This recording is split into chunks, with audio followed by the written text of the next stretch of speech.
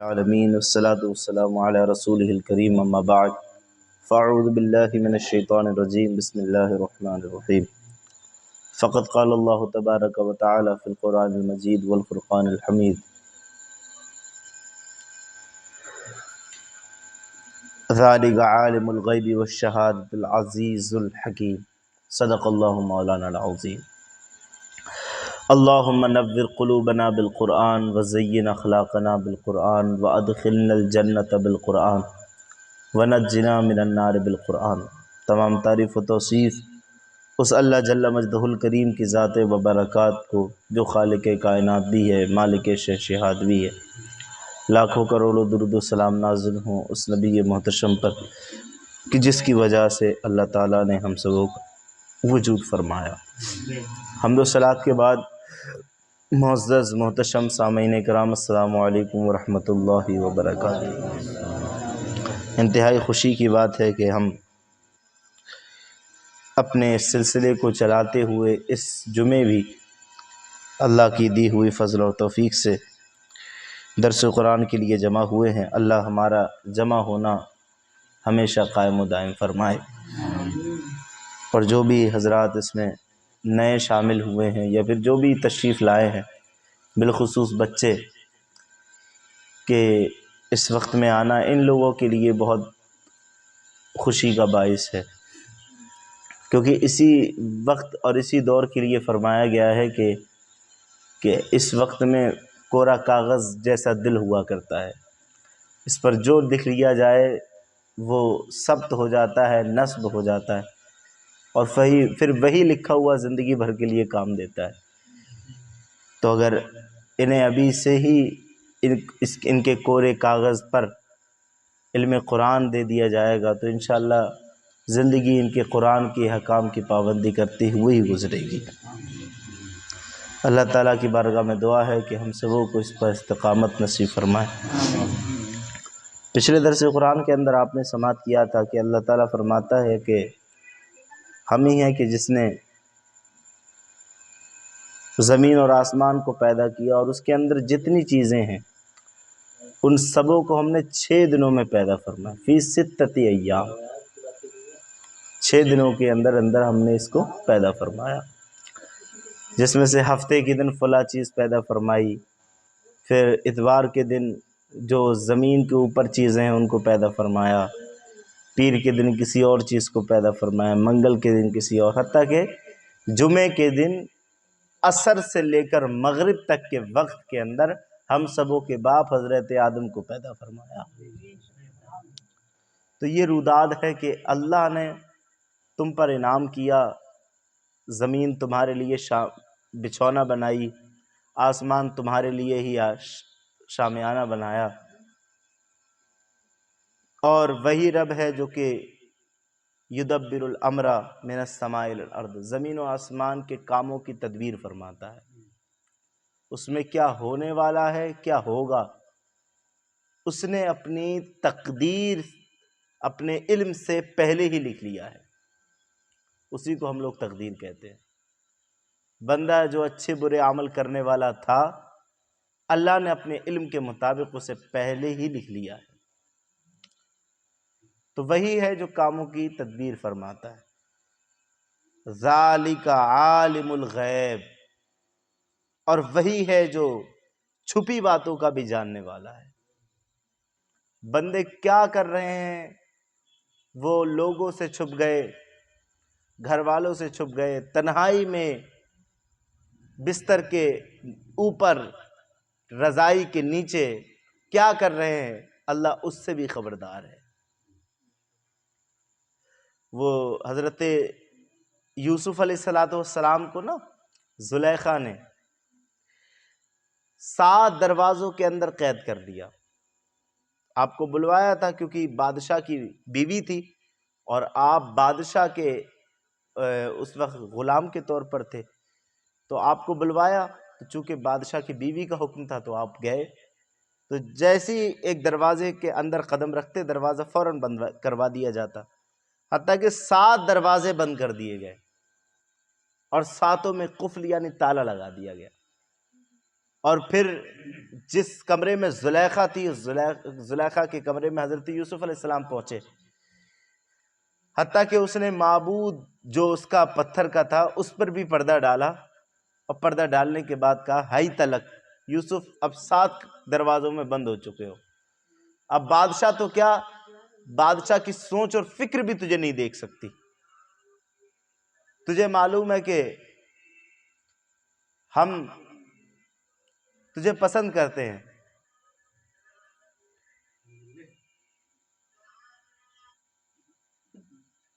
تو ہائی تلک یوسف اب آ جاؤ، اب دل کی حسرتیں پوری کی جائیں۔ تو 7 دروازوں کے اندر بھی یوسف نے کہا تھا معاذ اللہ، میں اللہ کی پناہ چاہتا ہوں، کیونکہ جو تیرا معبود ہے کہ جس کو تو پوچھتی ہے تو اس کے اوپر تو پردہ ڈال سکتی ہے، لیکن میرا رب لا تاخذہ سنۃ ولا نوم، اسے نہ کبھی نیند آتی ہے نہ کبھی اونگ آتی ہے، وہ بندے کے ہر وقت ہر عمل سے باخبر ہے، اور اس کا اظہار بھی رب نے فرمایا ذالک عالم الغیب، ہر چھپی چیز کو جانتا ہے، ہمارے موبائلوں کے اندر کیا چھپا ہوا ہے، ہمارے دلوں کے اندر کیا چھپا ہوا ہے، ہماری فکروں کے اندر کس طرح کی گندگی ہے، وہ سب کچھ جانتا ہے۔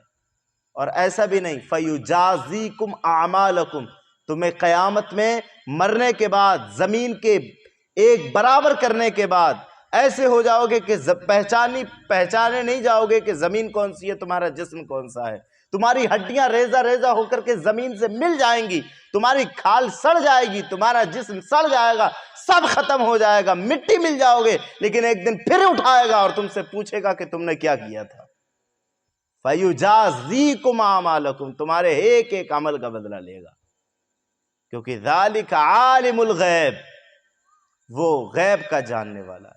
اور ایسا نہیں، اس نے کچھ گارڈز بھی لگائے ہوئے ہیں، تم جو کر رہے ہو وہ سب نگرانی کر رہے ہیں، تم اچھا کر رہے ہو وہ سماعت کر رہے ہیں، اور وہ گارڈز ہیں کون کون سے؟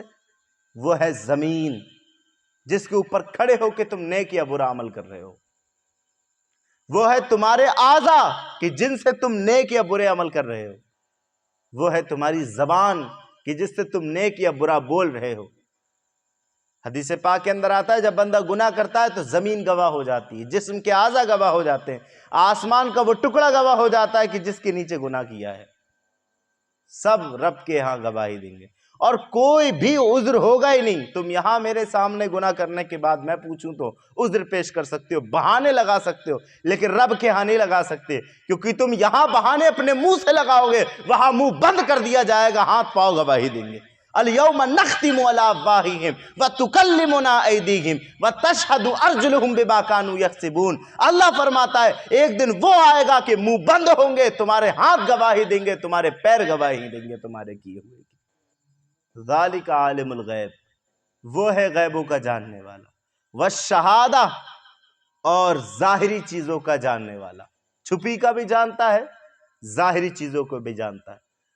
العزیز، اور غالب ہے، کیسا غالب ہے؟ المنیع فی ملکہ، اپنی بادشاہت میں غالب ہے، نہ اسے کوئی زیر کر سکتا ہے، اور جو اس کے دین سے وابستہ ہو جائے اسے بھی کوئی زیر نہیں کر سکتا ہے، نہ اسے کوئی زیر کر سکتا ہے، نہ دین سے جو وابستہ ہو جائے اسے زیر کر سکتا ہے۔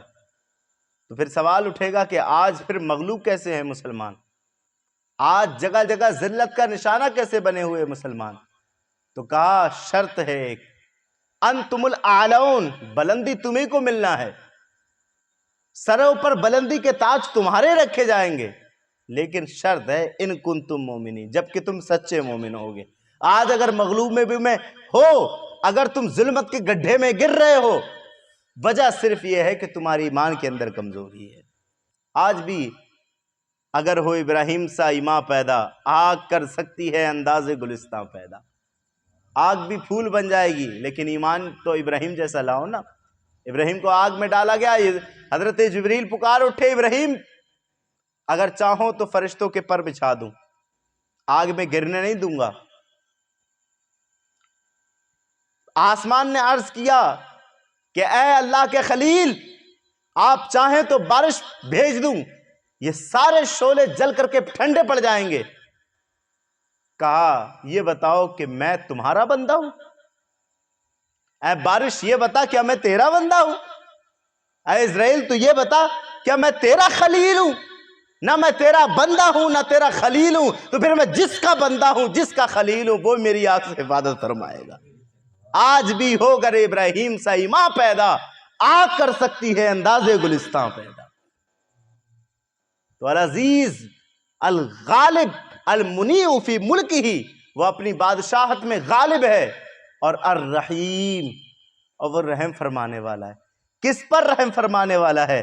تو صاحب جلالین فرماتے ہیں بِأَهْلِ طَاعَتِهِ، جو اس کے حکموں کی فرما برداری کرتے ہیں، جو اس کے حکموں کی فرما برداری کرتے ہیں ان پر وہ رحم فرمانے والا ہے۔ اور کیسا رحم فرمانے والا ہے کہ اگر تم اس سے نہ مانگو تو وہ ناراض ہوتا ہے۔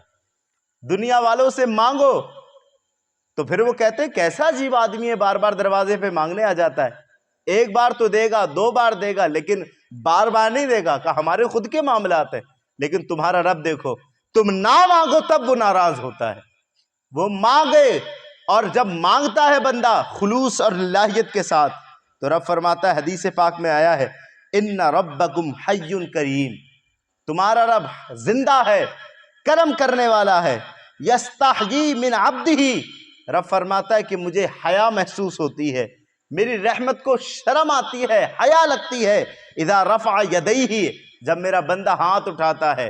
کس بات سے حیا ہوتی ہے؟ ان یردہما سفرا، کہ میں اس کے ہاتھ کو اٹھے ہوئے جو ہے وہ خالی لوٹا دوں۔ میں ضرور اس کے جب ہاتھ اٹھتے ہیں تو دامن بھر کر کے اس کی جولیوں کو سیراب کر کے بھیجتا ہوں۔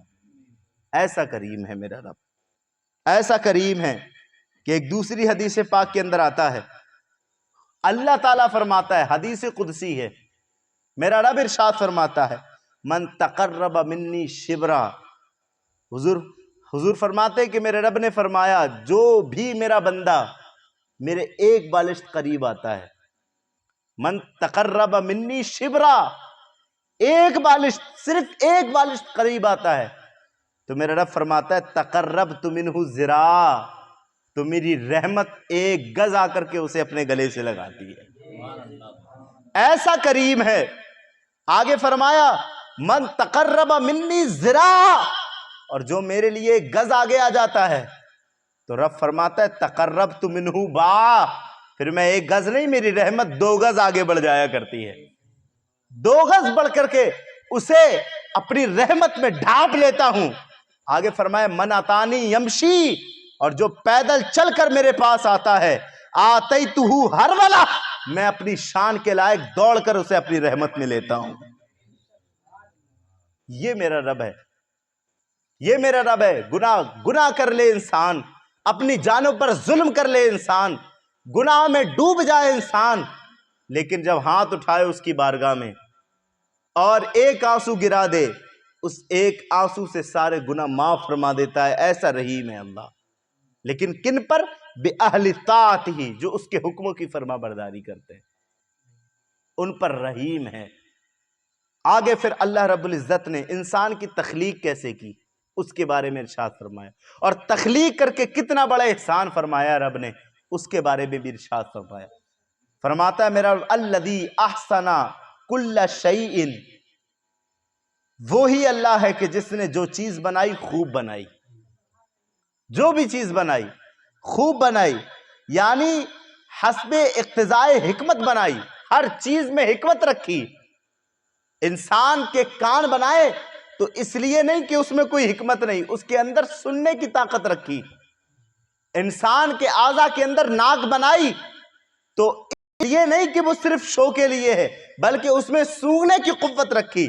جس بھی چیز کو بنایا علی حسب اقتضائے حکمت بنایا، کہ ہر جاندار کو وہی صورت دی کہ جس کے لیے وہ صورت بہتر تھی۔ ایسے اعضاء عطا فرمائے کہ اس کے معاش کے مناسب ہوں۔ تو صاحبو اس طریقے سے الذی خلق الذی احسن کل شیء، وہی رب ہے جس نے جو چیز بنائی خوب بنائی۔ دیکھو اپنے چہروں کو، انسان دنیا کے اندر کتنے ہیں، لاکھوں کروڑوں انسان ہیں، لیکن کسی کا چہرہ کسی سے ملتا نہیں ہے۔ ارے چہرے کی تو بہت دور کی بات، یہ جو ہمارا انگوٹھا ہے نا، ہمارا انگوٹھا اور اس کے اندر جو جھریاں ہیں، یہ جھریاں ایک دوسرے انسان کی جھریوں سے نہیں ملتی۔ ارے بہت بڑی بات کر دی، ہمارا بایاں انگوٹھا ہمارے دائیں انگوٹھے کی جھریوں سے ملاؤ نہیں کرتا۔ یہ ہے میرے رب کی حکمت۔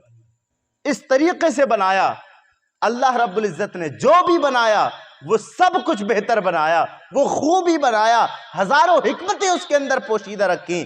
وَبَدَأَ خَلَقَ الْإِنسَانَ مِن طِین، اور انسان کی پیدائش کی شروعات مٹی سے کی، یعنی حضرت آدم کو جو پیدا کیا وہ مٹی سے کیا، کہ مٹی کو جگہ جگہ سے الگ الگ ملکوں سے اٹھایا گیا اور تمام ملکوں کی مٹی کو گوندا گیا، اور گوندنے کے بعد جسم تیار کیا گیا، پتلا بنایا گیا، اور اس پتلے میں اللہ نے روح کو پھونکا، اور جب روح پھونکی گئی تو ایک انسان یعنی حضرت آدم بن کر کے پیدا ہو گئے۔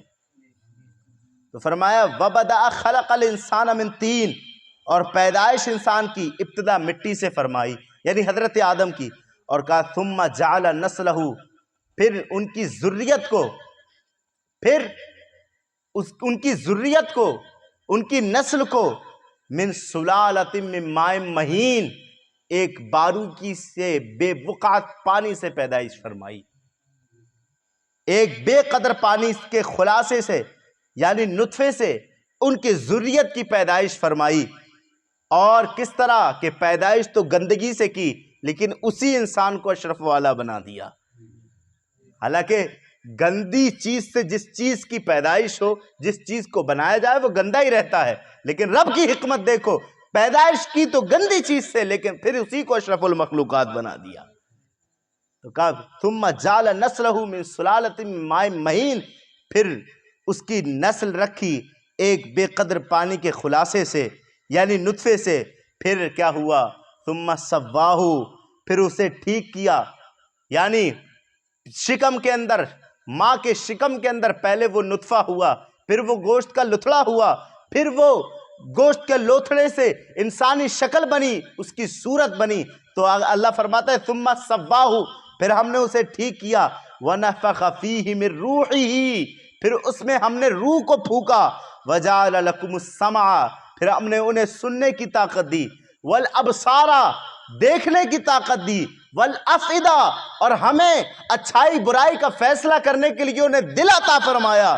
اتنی ساری چیزیں دیں، ان کے لیے آسمان بنایا، ان کے لیے زمین بنائی، زمین کی تمام چیزیں بنائی، آسمان کے اندر تمام چیزیں بنائی، سب کچھ دیا، حتیٰ کہ انسان کو بنایا کس سے؟ بے وقعت چیز سے پیدا فرمایا، پھر اسے اشرف المخلوقات بنایا، اسے سننے کی طاقت دی، اسے سونگھنے کی طاقت دی، اسے دیکھنے کی طاقت دی، اچھائی برائی میں تمیز کرنے کے لیے دل عطا فرمایا، لیکن اس کے بدلے میں کیا کیا؟ قلیلا ما تشکرون، انسانوں نے بدلے میں تھوڑا سا شکر ادا کیا۔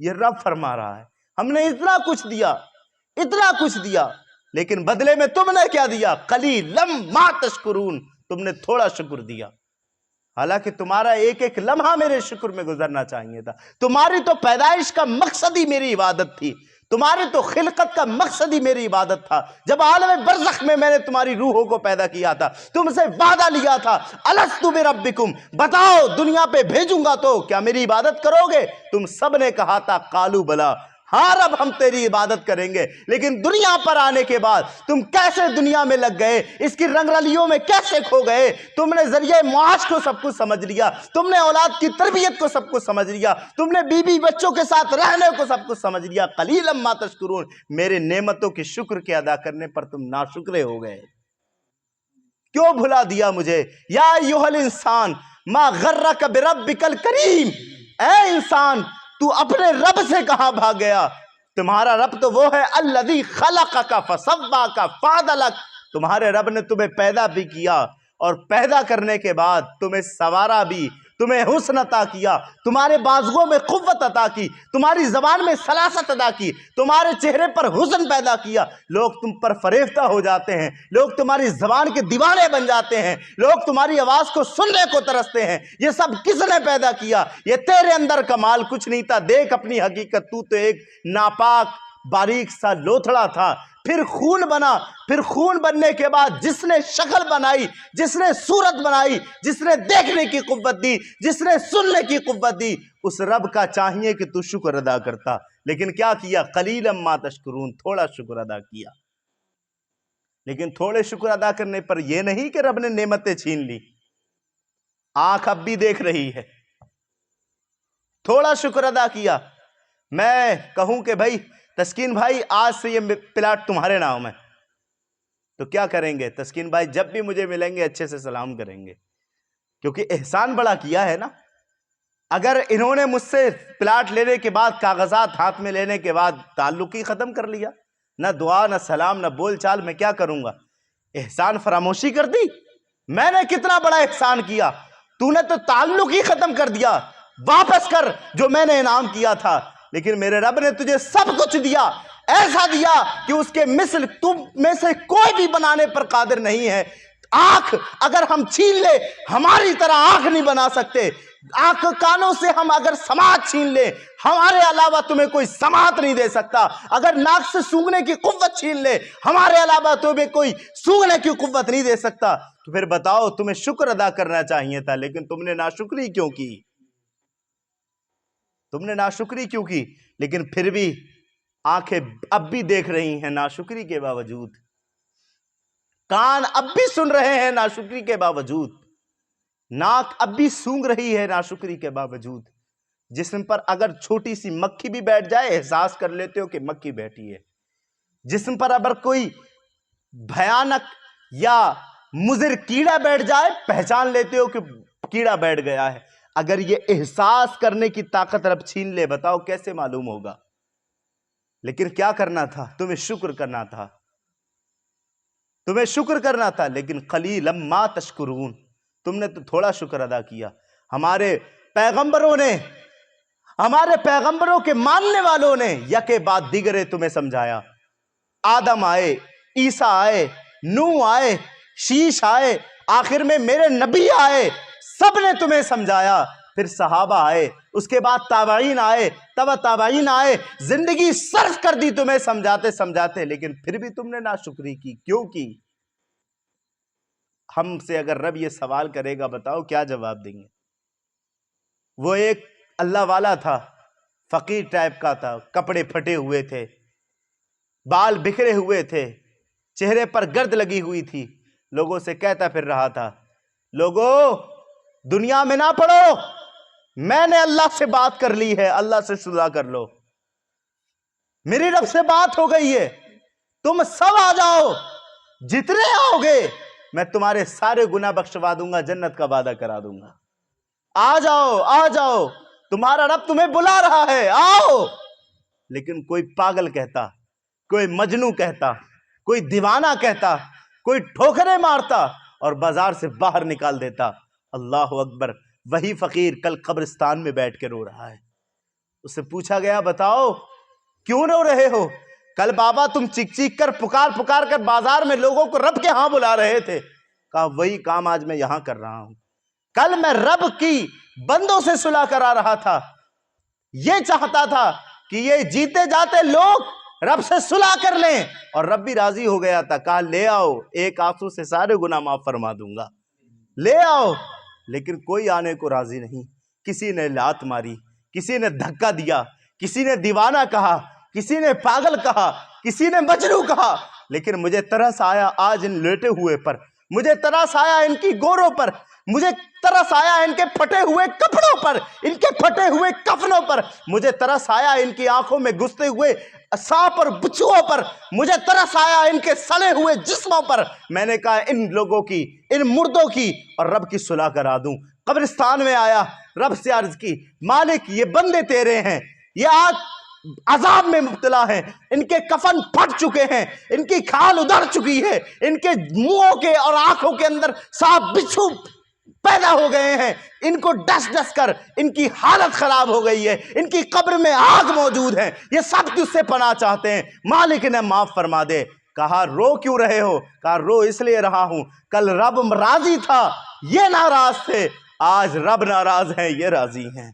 आज रब मानने को तैयार नहीं, क्योंकि आज इन्होंने देखने के बाद तौबा की, आज ये अजाब देखने के बाद रुजू कर रहे हैं, लेकिन अब रब राजी नहीं है। साहिबो, अभी आंखें बाकी हैं, आंखों में कीड़े नहीं घुसे, अभी कान बाकी है, ये इनकी खाल बाहर नहीं निकली, अभी गोश्त भी सलामत है, अभी सांसें भी सलामत है, वक्त गनीमत है। रब ताला हर वक्त हर रात सुबह सादिक से पहले अपने बंदों को आके पुकारता है कोई मगफिरत तलब करने वाला, मैं उसकी मगफिरत करूं, है कोई मुझसे अपना कुर्ब मांगने वाला, मैं उसे अपने करीब कर लूं। लेकिन हम गफलत की नींद सो रहे होते हैं। अल्लाह अकबर, आज भी अगर हम अपने रब के करीब हो जाएं, हमारा रब हमें अपने करीब करने के लिए तैयार है। जैसे मैंने हदीस सुनाई, अगर बंदा एक बालिश करीब आए, रब 2 बालिश करीब आ जाता है। अगर बंदा 1 गज करीब आए, रब 2 गज करीब आ जाता है। बंदा चल कर आए, रब अपनी रहमत के मुताबिक, अपनी मशीयत और अपनी शान के मुताबिक अपनी रहमत में दौड़ करके उसे ले लिया करता है। फरमाया कलीलन मा तशकुरून, इतना सब अदा करने के बाद थोड़ा शुक्र किया, नाशुक्री ज्यादा की। अगर ये शुक्र करते, अल्लाह फरमाता है ना कि अगर तुम शुक्र करते तो मैं तुम्हारी नेमतों को बढ़ा देता, अगर तुम शुक्र करते तो मैं तुम्हें और देता। नहीं देखा तुमने, जिन्होंने शुक्र अदा की उनके कब्र में पहुंच जाने के बाद भी लाखों की भीड़ें उनकी मज़ारों पर मौजूद है। जिन्होंने शुक्र अदा किया उनके कदमों में वो लेटे हुए मजार के अंदर हैं, कब्र के अंदर हैं, लेकिन उनके नामों की दुहाई आज भी हर शख्स अपने जलसों के अंदर दे रहा है। उनके नामों से पैसे कमा रहा है, उनके नामों से इज्जतें कमा रहा है। इसलिए कमा रहा है कि उन्होंने रब को याद किया, दुनिया उनको याद कर रही है। तो साहिबो, आज भी रब वाले बन जाओ इंशाअल्लाह। अभी कयामत नहीं आई, अभी तौबा का दरवाजा बंद नहीं हुआ।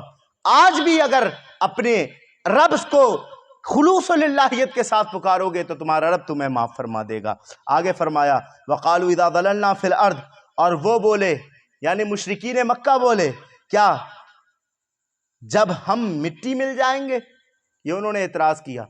वक़ालू इज़ा ज़ललना फिल अर्द, क्या हम जब मिट्टी में मिल जाएंगे हमारे और मिट्टी के दरमियान कोई फर्क नहीं रहेगा। अइन्ना लफ़ी खल्क़िन जदीद, क्या हमें फिर दोबारा जिंदा किया जाएगा।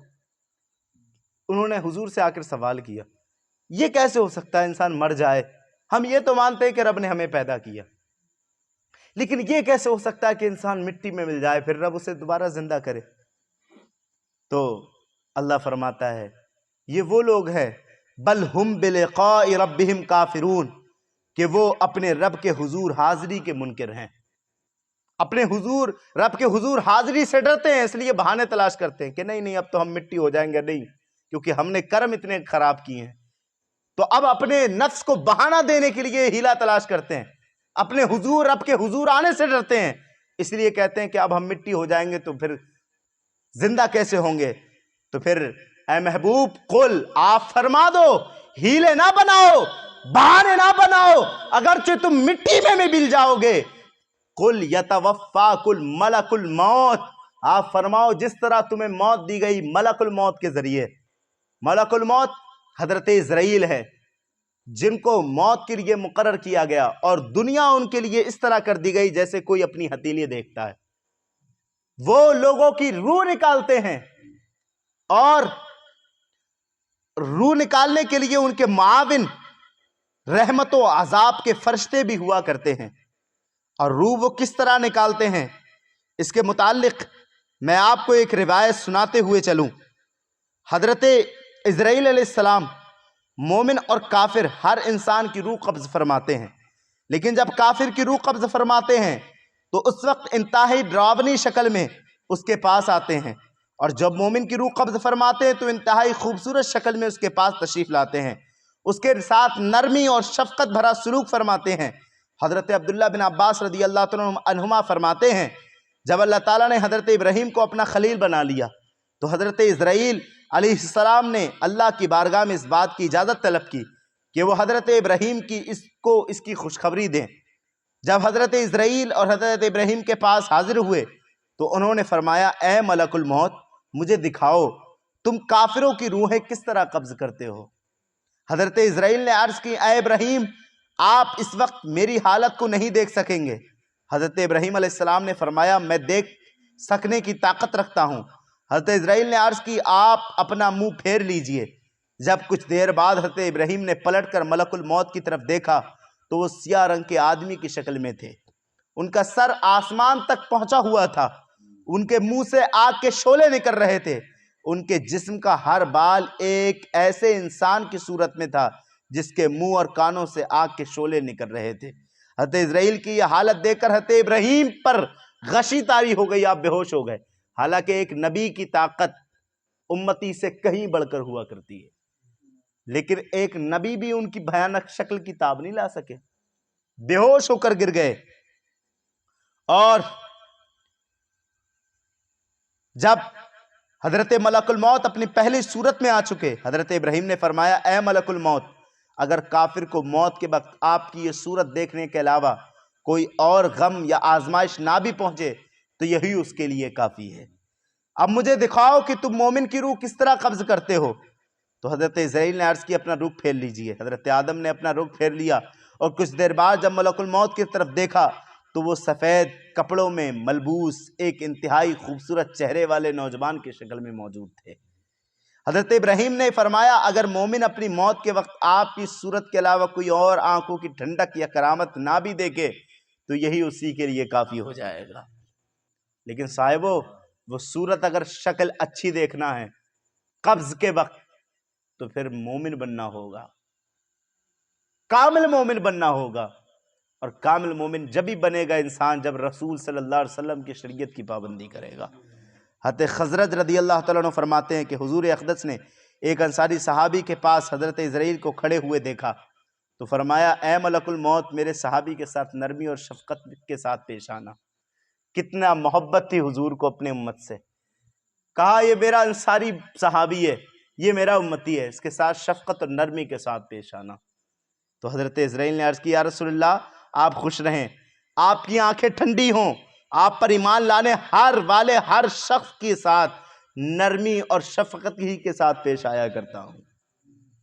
آپ کے اوپر جو ایمان لے آئے میں سب کے ساتھ شفقت کے ساتھ پیش آتا ہوں۔ لیکن صاحبو، یہ شفقت کے ساتھ تو پیش آتے ہیں لیکن روح نکلنے کی جو سختی ہے وہ اپنی جگہ ہے، روح نکلنے کی جو سختی ہے وہ اپنی جگہ ہے۔ ہاں، نرمی کے ساتھ اس کو اس طرح سمجھے کہ انسان کا آپریشن ہوتا ہے، بعض آپریشن کرنے والے ڈاکٹرز ایسے ہوتے ہیں جو بڑے بے رحم ہوتے ہیں، چلا پھٹکا کر کے آپریشن کرتے ہیں، لیکن آپریشن تب بھی ہوتا ہے، درد اتنا ہی ہوتا ہے، لیکن درد پر درد یہ کہ ڈاکٹرز جو ہوتے ہیں وہ چلا پھٹکا کر کے کرتے ہیں، اور ایک وہ کہ ڈاکٹرز بڑی نرمی اور پیار کے ساتھ سمجھاتے ہیں کہ اس مشکل سے پار ہو جاؤ ورنہ آپ کو اور بھی دقتوں کا سامنا کرنا پڑے گا۔ لیکن آپریشن تو پھر بھی ہوتا ہے نا۔ موت کی سختی اپنی جگہ ہے، ہاں نرمی حضرت اسرائیل علیہ السلام ضرور فرمایا کرتے ہیں مومن کے ساتھ۔ تو صاحبو، اگر حضرت اسرائیل علیہ السلام کی نرمی کو آپ نے سماعت کرنا ہے تو کامل مومن بننا ہوگا۔ فرمایا قُلْ يَتَوَفَّاكُمْ، یہ جو بہانے بنا رہے ہیں کہ ہم مٹی میں مل جائیں گے پھر کیسے دوبارہ زندہ ہوں گے، ان سے کہہ دو جس طرح ہم نے موت کے لیے فرشتہ مقرر کیا ہے اس طرح ہم تمہیں اٹھا بھی لیں گے۔ قُلْ يَتَوَفَّاكُمْ مَلَكُ الْمَوْتِ الَّذِي وُكِّلَ بِكُمْ، جو تم پر مقرر ہے، ثُمَّ إِلَىٰ رَبِّكُمْ تَرْجَعُونَ، پھر اپنے رب کی طرف تم واپس ہو جاؤ گے، اور فَيُجَازِيكُمْ أَعْمَالُكُمْ، جب تم واپس ہوگے تو رب تمہارے اعمالوں کا تمہیں بدلہ دے گا۔ اگر اچھے اعمال کیے ہوں گے تو پھر اچھوں کا بدلہ ملے گا، اور اگر برے اعمال کیے ہوں گے تو بروں کا بدلہ ملے گا۔ اللہ تعالیٰ کی بارگاہ میں دعا ہے کہ مالک ہم سبوں کو اچھوں میں شامل